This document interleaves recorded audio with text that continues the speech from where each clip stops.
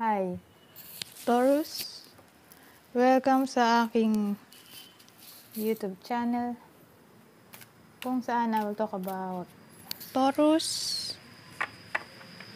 January 26 to February 1, 2020, weekly Tagalog tarot reading. Kindly watch not only your sun sign but also your moon, rising, and Venus signs as well.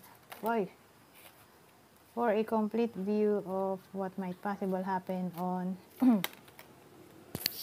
January 26 to February 1, 2020. The link is in the description down below, so let's get started, shall we? Ayan. Ay, tatlo ka lang! Apat siya, oh my god, ayan na. Apat siya. So, 6 to. Ayan mo na. Okay, tagal-tagal yata itong reading. Sana mabilis lang. Ako. Kasi mahirap mag-upload. Hindi siya kita. Hindi kita eh. Ganito ko na lang. Ay, paano ba to? Ito.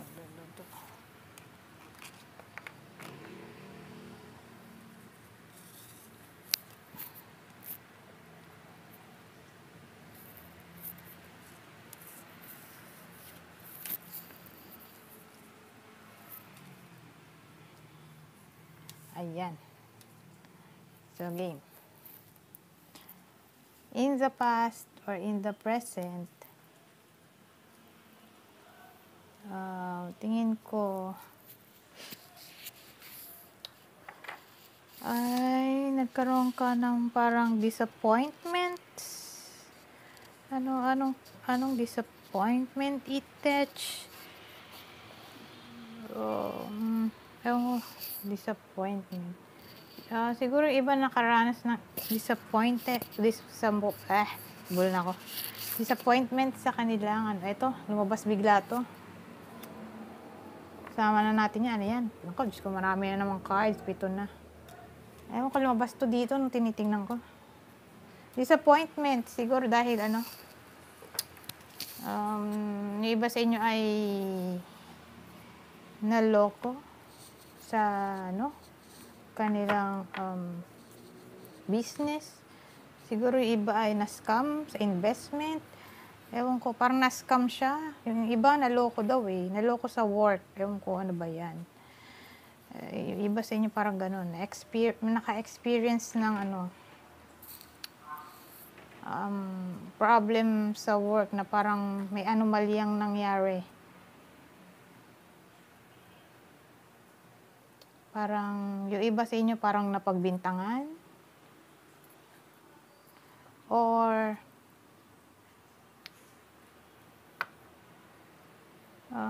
ewan ko, basta parang nagkaroon ng problem tungkol sa work. Na parang na-scam or may parang anomalya na naganap sa work. Ikaw yung napagbintangan or ikaw mismo yung gumawa, okay? Kasi pwedeng vice versa to eh. Okay?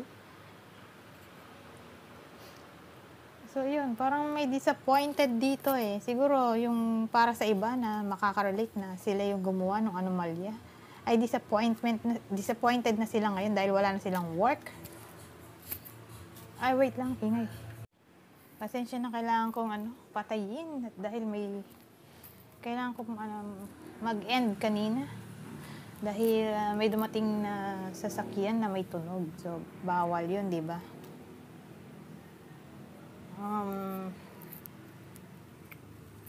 Tawag dito. Ayun, kumbaga disappointed siya dahil wala na siyang work. Or napagbintangan siya ngayon, wala siyang work. Or yun nga, yung iba na-scam. Na-scam sa investment, nagka-problem sa business. Parang may niloko siya sa business. Dinuga siya sa business, kinupitan siya sa ano ba yan? kinupitan siya, basta ganon. Anything na may kinalaman sa business, tapos deception, basta ganon. In the past or in the present, kaya parang may disappointment dito eh. Okay.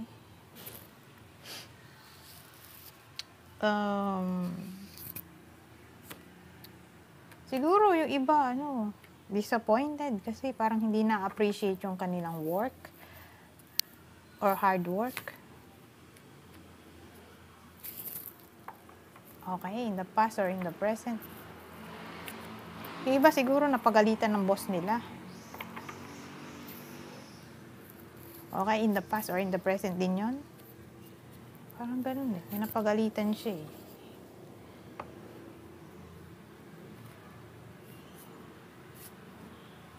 Parang yung iba nga sinunod lang naman niya eh, yung advice sa kanya nung ka-workmate niya, or sinunod lang naman niya instruction ng ending, siya yung na parang ang ending nagka-failure, ang ending nagkaroon ng mali. Sinunod lang naman niya yung instructions sa kanya. Siyempre siya yung gumawa, di siya yung napagalitan. Pwede rin. Okay, in the past or in the present yun. Okay. Please be reminded that this is a general reading, hindi po to personal reading. So, in-expect na po na hindi lahat ng Taurus ay makaka-relate sa mga sinasabi ko. Pwede rin naman na kaya pala hindi makarelate ay dahil mangyayari pa lang since past, present, future ito. Kung hindi tumatama sa past, present, di future mo na. Pero di ko naman po sinasabi na lahat ng Taurus ay ganito ang future nila. Kung baga gawin mo lang po itong advice or guidance para just in case na mangyari ay alam mo na ang gagawin mo. Ayun nga sa kasabihan, prevention is better than cure. Kung di tumatama sa'yo, mali mo ito pala yung experience or situation ng iyong ex, kapartner, or general na taong malapit sa iyo. Since general reading ito, di general audience mo na malapit sa iyo. Kung gusto mo naman ng live stream or free readings, paki-follow na lang po ako sa Instagram kasi parang iniisip ko kung doon na lang ako mag-free readings kasi hindi ako masyadong active doon eh. Dito sa YouTube, syempre active ako dito, lagi akong nag-upload. Doon wala wala akong activity, so bala ko ay doon na lang mag-free readings pag sinipag ako. Okay? Gusto mo naman ng personal reading, pakitingnan sa description box below for the instruction. Kung gusto mo rin ng pakitingin ng Moon, Rising at Venus signs kasi pwedeng alin man dito sa 3 signs ito ay magbigay pa ng further details tungkol dito sa reading, or pwedeng alin man dito sa 3 signs ito ay maging story man ay mabanggit ko. Kung paano hanapin yung Moon, Rising at Venus signs, pakitingin na lang sa description box below. So, back to the reading na tayo. Sabi kasi, kung ano man yung pinagdaraanan mong problema, malalampasan mo daw yan. Okay? Paikliin ko na kasi hindi ko alam kung ilang oras ba ilang minuto na yung kaninang video na kinat ko, hindi ko alam kung ilang minuto na yun. So, para mapabilis, I will cut the story short. Pero, yun nga, tingin ko, kung ano man yung pinagdaraanan mo right now ay, for example, yung iba sa inyo, merong gap or misunderstanding sa kanilang karelasyon, whether nagkaroon ng third party or nag-away. Basta parang nag-awayan, misunderstanding, disagreements. Tingin ko masusolusyonan yan. Magkakaroon ng peace. Dalawa yung dalawang card yung nagsasabi sa akin na may improvement, peace na mangyayari.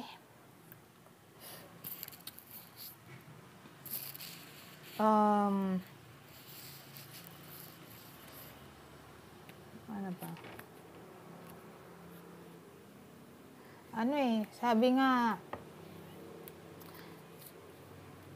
masusuklian daw yung hard work mo. Hindi man ma-appreciate, pero masusuklian yan. Okay, ayun na naman yung ambulance. Masusuklian parang tingin ko, may reward kang matatanggap sa iyong hard work. Hindi lang siguro ma-appreciate agad-agad, pero tingin ko in the future, since very limited kasi yung time period ng reading na to. 1 week lang, pero regardless kung kailan to mangyayari. Ay, masusuklian daw ang iyong hard work. At tingin ko magsisave ka ng money. Okay? For your job well done. Yung sinasabi sa akin. So, kung malungkot ka dahil hindi ka na-appreciate, huwag ka mag-alala. Sa future, ay ma-appreciate yung hard work mo at masusuklian yan. Basta maraming indications na sinasabi dito na makakatanggap ka ng reward or money na pwede mong ma-save.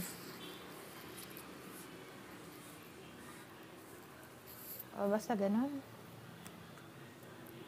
Kung meron man kayong misunderstanding again ng asawa mo, karelasyon, may tendency ng peace inyong dalawa. Pero kung reconciliation, tanong mo sa mga ex, wala akong nakikita dito. Ang sabi lang, makaka-move on yung mga ex dyan na nagtatanong kung kamusta na ba, may pag-asa ba kami ng ex ko, ganun. Wala. Sabi lang, mag-move on ka. Okay? Ano pa? Kuha tayo ng card dito sa ating bagong card. Oh my God, may bago tayong card. Salamat po sa mga nagpa-personal reading. At dahil dyan, nakabili po tayo ng bago. At meron tayong makikitang bago sa ating card. I mean, yun nga. Makikitang bago dito sa YouTube channel ko. So, ibang message para sa'yo? Baliktad siya. So, ano to? Gaia's Garden? Ano to? Ayaw niya Gaia's Garden. Iganto nga natin. Ayusin natin. Yan. So, anong sabi dito? Gaia's Garden. Fruition, abundance, reaping what you sow. Kaya lang baliktad eh. So, hindi ko lang ang meaning nito. Since bagong card to eh. So, tingnan natin ano yung pinaka-meaning niya. Hanapin natin sa book. Ano ba yan? Ayaw. Ay. Ano ba yan? Hanapin natin sa book. So, hindi ko gagamitin yung intuition ko. Gagamitin natin yung pinaka-meaning nito. Okay? So, ito sabi, when Gaia appears as a challenger in her garden, she gently points out that you have forgotten to give back to the world, or perhaps you have become lazy, expecting fruit to fall from the tree while you rest below its leaves. Gardens require tending, water, and food for the soil. Everything you have within you is needed in the world. So don't underestimate the power of what you have to offer. Timely effort is called for when Gaia challenges you to help in her garden. So ask not what you will get, but what you can give. You'll be pleasantly surprised by this change of perception. Be careful not to procrastinate too much, or the window of your current opportunity might close. Yet, even if you do miss this one, as long as you're willing to help in the garden, you will most certainly see another. Okay? So, parang ang haba nung sinabi God. Hindi ko matranslate. Oh my God! Ang haba ng message. Parang sinasabi dito na may parang, kung i-relate ko dito, may tendency na maging tamad yung iba sa inyo sa work. Lalo't pag di na-appreciate, di ba may nabanggit akong ganun? Hindi na-appreciate yung work niya or hard work. parang nawalan siya ng gana sa trabaho. So, may tendency na maging lazy. So, sinasabi ng card na to na wag daw maging lazy. Or wag mag-procrastinate too much or the window of your current opportunity might close. So, siguro, sinasabi dito na maging super hard worker tayo or kayo. Ano ba to? Taurus? Oo. O, isama nyo na rin ako kasi nga may energy din ako ng Taurus, although di naman ako Taurus. Tawag dito. May ano daw tayo tawag dito. Kailangan natin ng matinding hard work this week para ma-enjoy natin yung fruit of our labor. Yun ang sinasabi.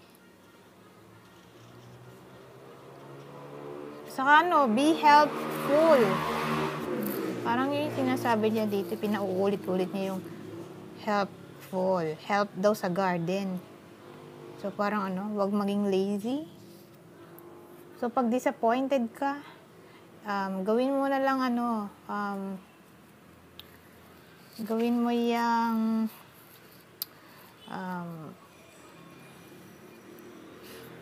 tawag dito. Ano mo yun, yung pag may problema gagawin mo, iti-turn mo as positive kapag may problema. Kumbaga, yung problema mo ay i-turn mo as positive. Anumang challenges sa buhay mo. Kasi balang araw, yung pagsubok natin sa buhay ay dito. Once na nalaman natin ang sagot or nalampasan natin yun, bibigyan tayo ng reward. Okay? So, parang sinasabi na kailangan natin ng hard work sa ating buhay para malampasan ang bawat pagsubok sa buhay, para ma-enjoy natin ang fruit of our labor sa future. Okay? So, ano pong message dito? Tingnan natin sa ibang card na to. At nag-enjoy ako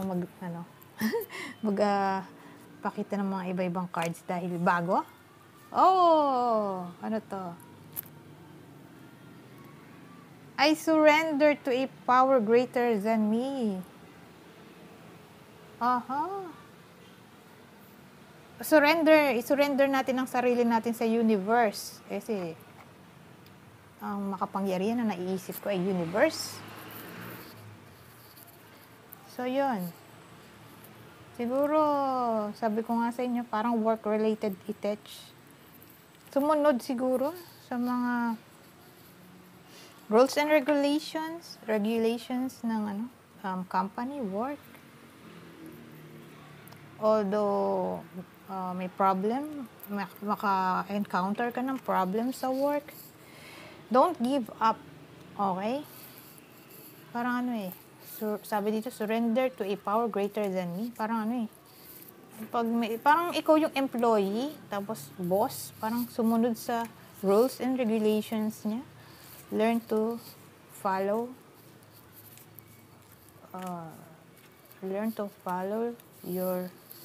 your boss. Parang ganun ang dating. Or someone authoritative.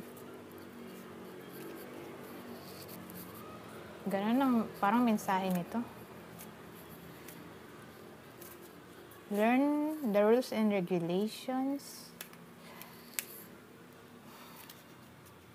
O yun. Siguro wag natin kalabanin ng ating mga boss kasi alam nila what's best for us. Okay? Kung iba sa inyo ay parang nakaka-experience ng problem sa work. Lalo na sa someone na authoritative. Siyempre, boss pa rin natin yan. Alam niya kung ano yung best para sa atin. So, learn to follow them or be a team player. Pero siyempre, kung alam mo naman mali, di ba? Huwag mo na sundin. Fight for your own rights. Pero dito, ano eh, parang be a team player, kaya sabi. Pero ibang kaso naman kapag